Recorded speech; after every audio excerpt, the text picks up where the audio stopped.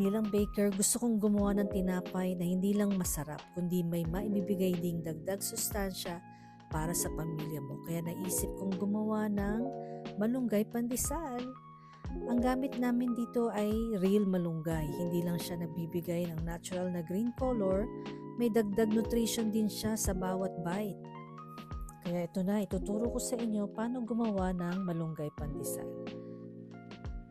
So, naghalo lang ako ng all-purpose flour, salt, at sugar. So, minix natin yan ng few minutes lang. Ayan, pinaikot natin ang mixer natin dyan. Just a few minutes. And then, nilagay ko na yung 3 egg yolks. Ayan, yan ang magpapalambot sa ating tinapay. So, may na-prepare na ako dyan na mixture ng all-purpose flour, ng yeast, saka ng milk ahead of time. So, hinalo ko lang dyan para hindi mahirapan yung ating mixer sa paghalo ng lahat ng ating ingredients.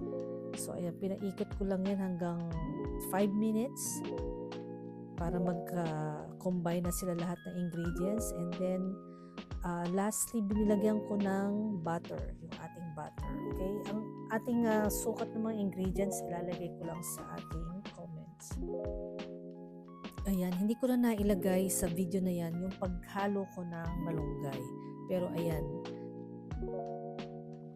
So, after 5 minutes ng pag-mix natin, ayan, kulang pa siya. So, nag-add pa ako ng 3 minutes. Ayan, tinest natin yung window pane. So, pwede na rin siya. Kaya, ang next natin ay inalisan natin siya sa mixer. So, nag-form tayo ng ball, o, diba? Kitang-kita natin dyan yung mga dahon ng malunggay. Ayan, pinroof natin yan ng 1.5 hour sa mainit na oven. Pero hindi ganun kainit, 170 degrees lang.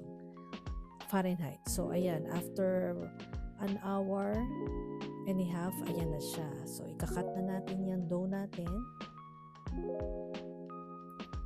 O, diba? Ang ganda ng dough natin. Alam mong napakalambot niya. So, kinat ko yan. Ang naging ko dyan, yield is 24 pieces for 40 grams each. Ayan, pinagtyagaan natin na gawing 40 grams each yan. Ayan, o, diba? Enjoy na enjoy ang lola mo sa pagkakat ng dough. Ayan, so after makat silang lahat, pinorma na natin sila ng ball.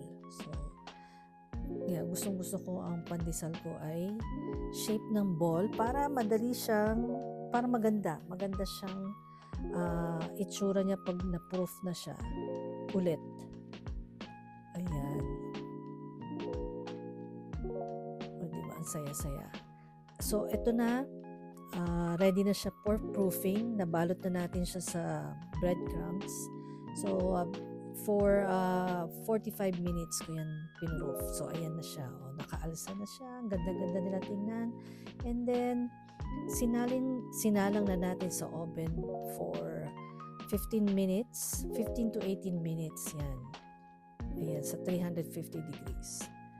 So, ito na. Ito na ang malambot at masustansyang malunggay pandesal. Would you try our malunggay pandesal? Please comment malunggay kung gusto mo matikman or send us a message to order yours today. Thank you for watching.